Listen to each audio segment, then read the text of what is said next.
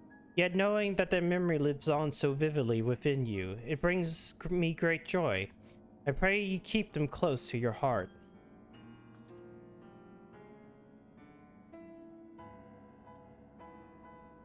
At the time of your journey to the past, those whose essence I embody would have been a scholar at Amdir. A shame. Had you reason to go there, perhaps we might have met.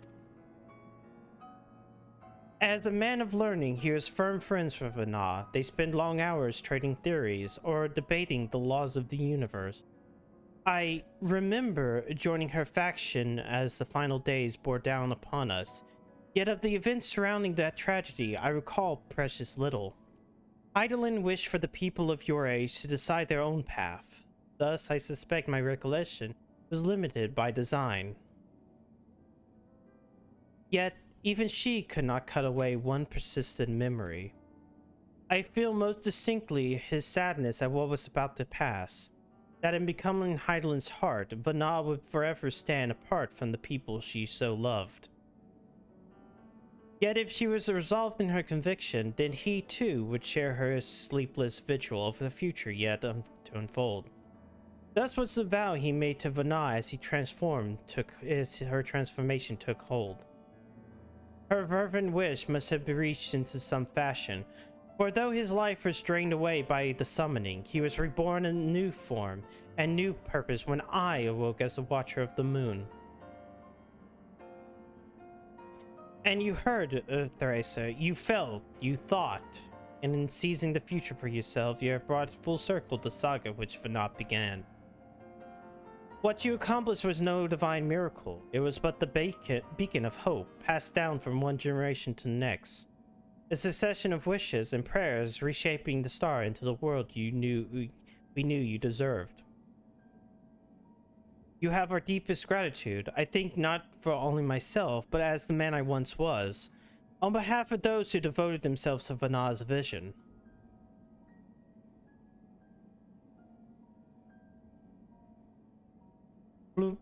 Blue. I understand the facts of your story, Theresa, but not how you have chosen to process them. On what grounds do you speak of Vana with such fondness? By sundering the world, she ultimately guided your kind to victory, yet in doing so caused irreparable damage to its individual members. The full scale of that act is beyond calculation. It is evident, however, that it resulted in a protracted period of suboptimal existence for Emet and his brethren. Query: if the survival of your kind is the deciding factor in your evaluation, then should you not admire Hermes and his decision to subject man to a trial?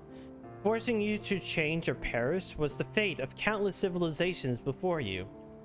From my perspective, his determination was similar to that of the Omicron's ancestors, who first began trading flesh for machines so that our people might stand against the onslaught of aggression from other races.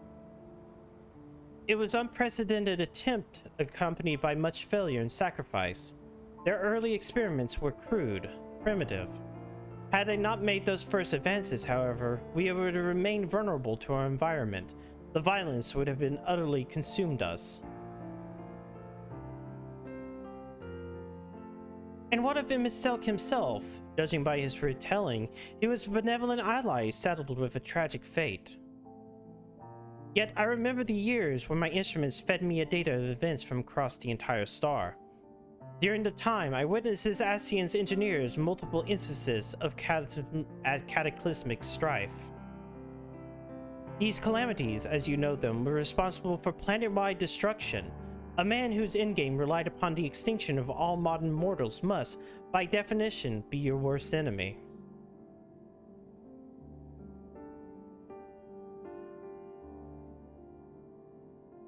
I require an answer. As a being of heart and soul, how do you classify each of these pivotal figures? From your perspective, which one of them was most justified in their actions? Are you actually going to give me this choice, video game? Vana, Hermes, Emet, and none of them. or all of them.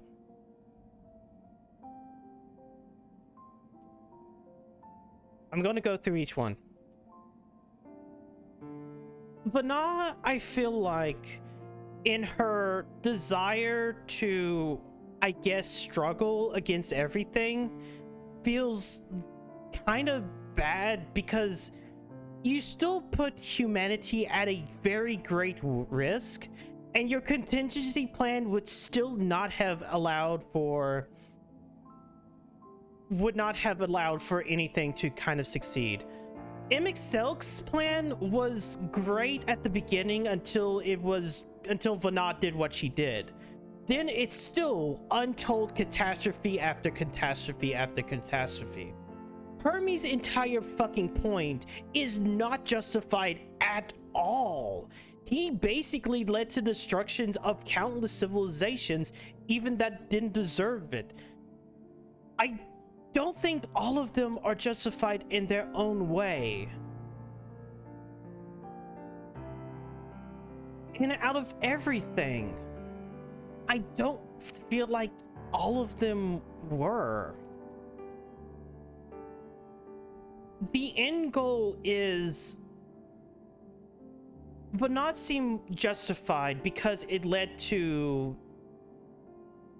the eventual destruction of Meteon as a force outside of the U. That is probably the only benefit to Vana's. Imixelk's plan originally, and the plan of the Asians, was the protection of Aetheris. And even if you had to sacrifice other lives later on to bring back your own shit, you know, that's weird and different, and even I can't fully support it. In a way, I don't like all of them. I don't think none of them were justified. I felt like every single one felt like an extreme in its own way. Hermes most of all. I'm going to go with that. I think I understand. You seek a definitive answer, yet based on our experiences, the racer and I might develop very different opinions. In the same fashion, you're free to form your own thoughts on the matter. Do not be so swift to consider them without merit.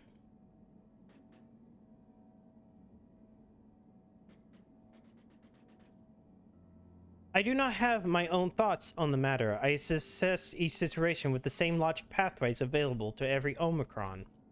Even if 1,000 Omicrons were asked to analyze the same event, they would have all returned to the same result. That's called a hive mind. Regardless of individual experience, there are no strengths to be found in fractured reasoning.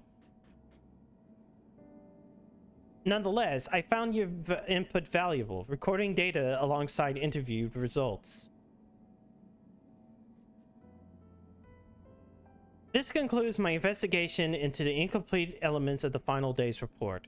I will reanalyze the accumulated information and examine the factors which led to Sir's incomprehensible decision. Let us return to the Thaumazian. Hermes went, "Oh, little baby bad girl. I can't tell you no to man." Yeah, exactly. Like, Hermes is the worst one of them all. Like, Hermes is the event that's led to, like, the other events. He is, by his own admission, the worst one of those. And one of the reasons why the choices basically become Vana and Imixelk. And I have this feeling in my heart of hearts that even considering each pathway, both of them didn't really feel justified. I don't think Imixelk is rightfully justified with, like, essentially genocide. Because when the Sundering happened, that's basically genociding entire planets. But, like, even fucking the entire Vana's plan also feels kind of rough in my head. Lies. I don't have a heart. I have a heart. That's kind of the reason why I picked none of them. Just, I cannot... I feel like none of them are justified, especially not fucking Hermes. Ah, there you are, right at the last moment. Your journey with Omega was properly educational, I hope. We plan on asking you all about it in a mysterious transmission besides, but I'm afraid something urgent has come up. What now? Seems like one of Ironworks associates have fouled up a job elsewhere, and Jesse needs Wedge and me to rush in and lend a hand. There's an airship already waiting for us outside of the harbor, in fact. Do you think you can escort us there and talk as we walk? Acceptable. I am fully capable of speech during ambulation. Oh, that sucks. Well, you missed most of the Omega stuff. And kind of my answers to all this. I figure you might be. Right, let's get a move on then. I do find the Omega stuff to be good and interesting. And it kind of much the same way as like... Oh, you're playing from the distance, aren't you? So, you've cleared up all those points of confusion then?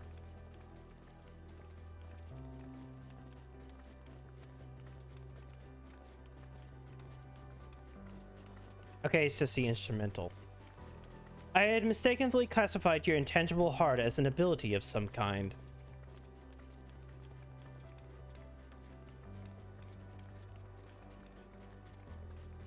An uncaring power that the Omicrons could neither learn or even measure.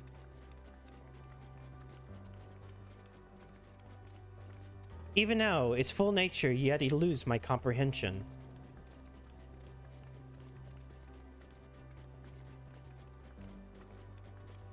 Based upon an investigation, however, I decided to alter my definition.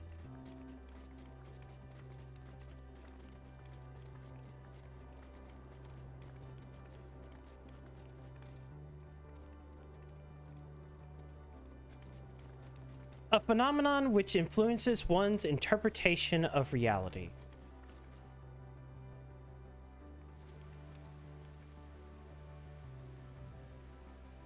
That is as close to an answer as I found.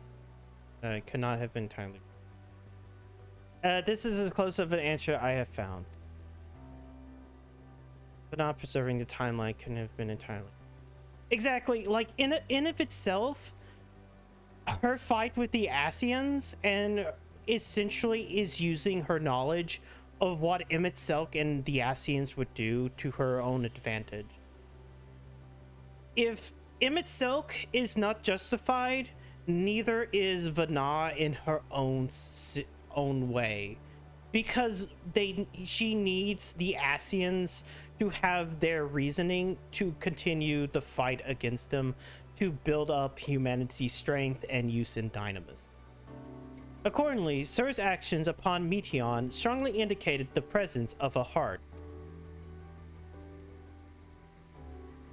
Sir did not follow routine logic, but formulated an independent assessment based upon the reality it perceived. It felt that its best recourse for the Omicrons were to cease their expansion and terminate all functions.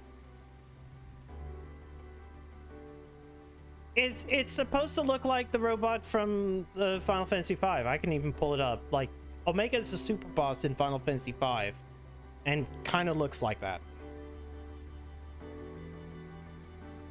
This version of Omega is a weapon that was built by an alien race, sent chasing Midgar Somer, which is the father of all dragons on this planet, across the stars, eventually leading it to crashing upon Hydaelyn, this world, and eventually being used by the Alligans to imprison Bahamut in a moon. Well, more specifically, an artificial satellite that became known as the Red Moon, Dalamud. Well, here's our ship. Aye, we need to be going, but first, I hold you to your bargain, Omega. It is time you told us what was in that transmission from the flight logs. Acknowledge, I will uphold the terms of our agreement. It's gonna be something stupid, isn't it? The recording salvaged from the Ragnarok was a simple one. The message is so basic, in fact, that the time spent listening to it may result in a net loss of value. Shall I continue? Now you're just teasing. Tell us the message already. Acknowledge. Converting dialect coding to local language. Now it's playing the full close the distance.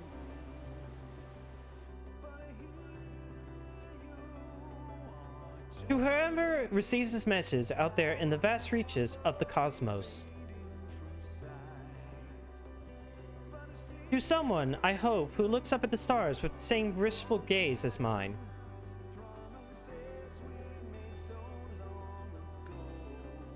To you, I say, forge ahead. May all of our tomorrows be blessed with joy.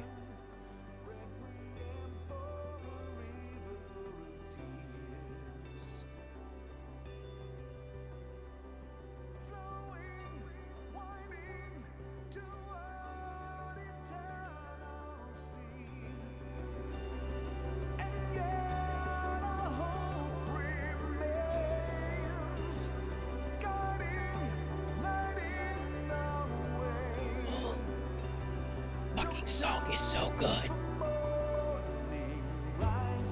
This message has no designated recipient. It lacks purpose. The concept of joy is overtly abstract. The vocal supplication to manifest said joy is unrealistic in its optimism. Yet, based upon their expressions, my assessment of the transmission's value conflicts with its apparent impact.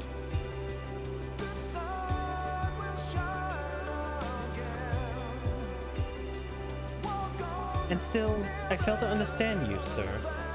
Your heart still confuses me.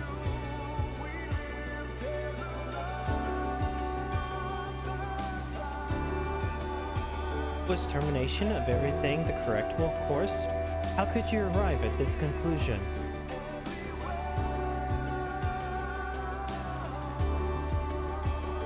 It defies all my attempts at reasoning. But I was designed to evolve. If I continue to learn, the probability that I eventually comprehend this phenomenon is greater than zero. So I will put the dilemma of your decision aside for now.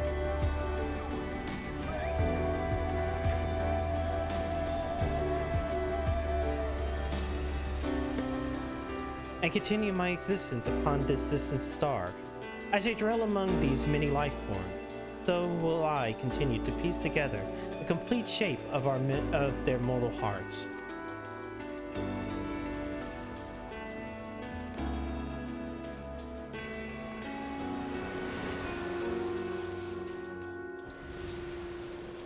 I must document their progress.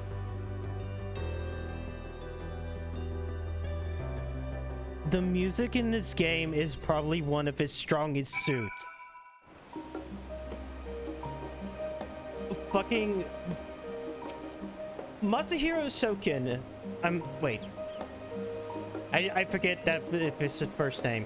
Shokin, the composer for this game, is really good. Even if he rips off certain songs. Even if what's it, the Sephiroth demon song, not demon, fiend song is basically Worlds Collide, or that the King Moggle song is fucking This Is Halloween. It's fine, it's never been better. Your contributions to my education is appreciated, Theresa. Indeed, I have amassed a satisfying quantity of valuable data. Now with our negotiated businesses complete, however, Alpha and I will return to traveling the world. Drawing upon recent experience, I am confident that we can expand the radius of our adventures by a significant margin. We need not limit ourselves to Eorzea. I am now familiar with Sharlayan and Razad-Han, and would also like to revisit the freezing climes of Garland Blue. I neglected to instruct Biggs and Rez to upgrade my climate shielding. I will reroute my request to Deputy President Jesse. Engage in ambulation and parting salutation. Farewell, Theresa.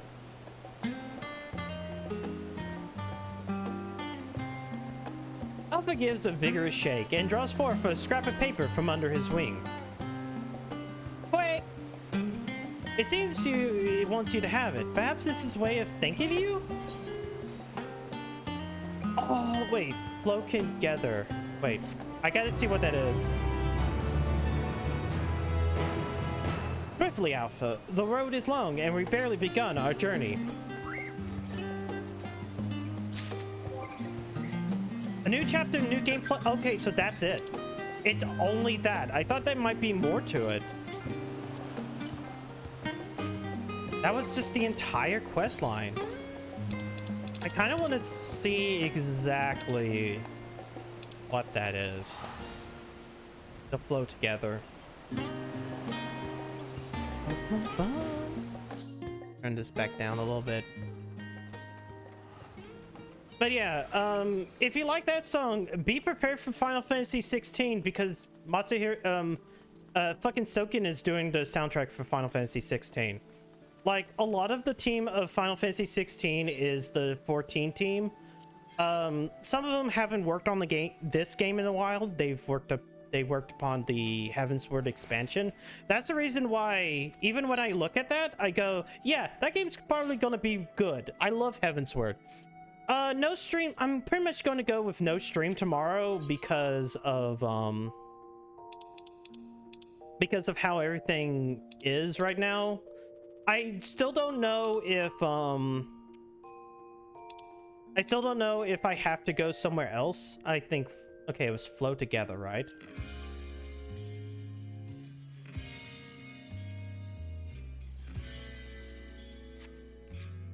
Right.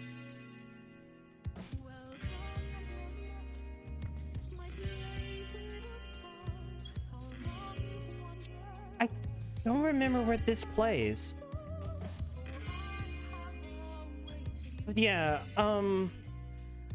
odds are they think it's probably some they usually make him do something like Uematsu did answers and something else in he did answers and did the theme for Heavensward for 14, but most of it was Soken's work.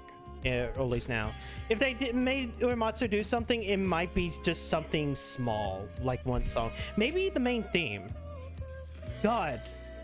You know, it'll probably be neat that we'll have another Final Fantasy with an actual main theme that isn't just like we took this other song. we took an actual song from our reality, and that's the main theme. Hollow was bad to me. I don't remember what that one is. What I'm saying is, like, Final Fantasy 15 had like what, Stand By Me for some reason, and even Stranger of Paradise, though I like that game. My Way is a good theme, but like I'd rather have something original. I'd rather have something original. Well, oh, hold on, I'm not here. Let me find myself. Where is myself? Where am I? Where am I? Oh god. Wait. Where am I? Wait, hold on. Oh, there I am. Yay! So, Wednesday, Thursday, and Friday is still to be determined. I'm probably not going to stream tomorrow or Thursday. Even if I don't have jury duty on Thursday or jury duty selection, whatever, I'm still working upon my car, getting the alternator out. So even if like I don't have it on Thursday, I might not be up for it. It also had Limp Bizkit for like 10 seconds, and it's a really good scene. But yeah, let me find whoever we're gonna raid. So don't look forward to any stream. That sucks. That sucks, Maverick. But anyways, I'm not sure if I'm going to do any other stream next week, this week. I did all the 6.1.5, but I still haven't done that remaining 6.1 content. I might do that next if I ever have a small chance to stream this week. And okay, so the only other time I might stream this week will be Thursday's Jeff Keighley Summer Game Fest of games we already know about, and we'll probably see trailers of things, maybe, I don't know. Get excited for consuming of product and Doritos. But it's probably only going to be that. It's really dependent upon what I can get done. What? I didn't stream. Let me hit this raid channel button. But probably, will that be early? That would probably be early. That would probably be, I have to double check when Jeff Keighley's event is. I think it's like 1 p.m. on Thursday. I'm not sure. I need to check that now, actually.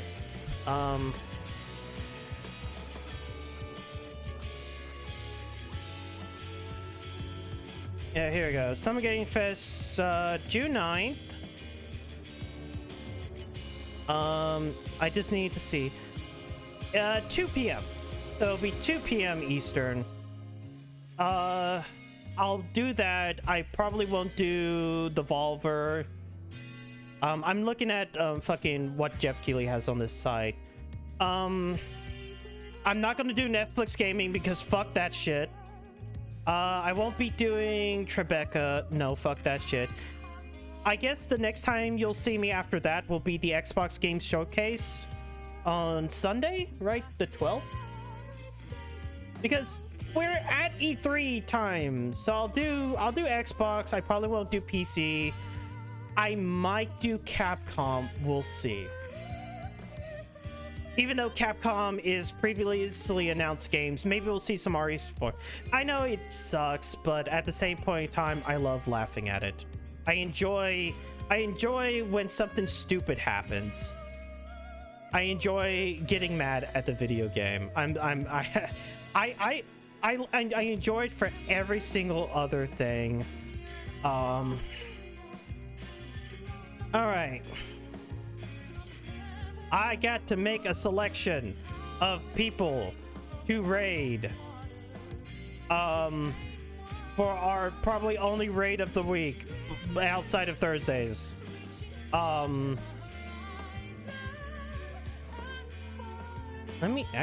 me see my actual dashboard. Let me see who could enjoy having people. I mean, everybody enjoys having people, but who should I send y'all to? I might not do calendars.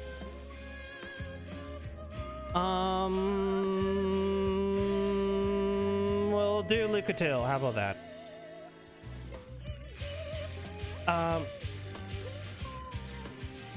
People suck. Hey. But yeah, we're gonna raid Lucatil. Anyways, thank you guys for coming out tonight. Stay safe. I'll see you guys Thursday? Sunday? I don't know. We'll see. Pray for me to not get jury duty. How about that? Pray. Put me in your hearts of hearts of going, hopefully Xavier doesn't have to do jury duty. Have a good night and good days, I guess.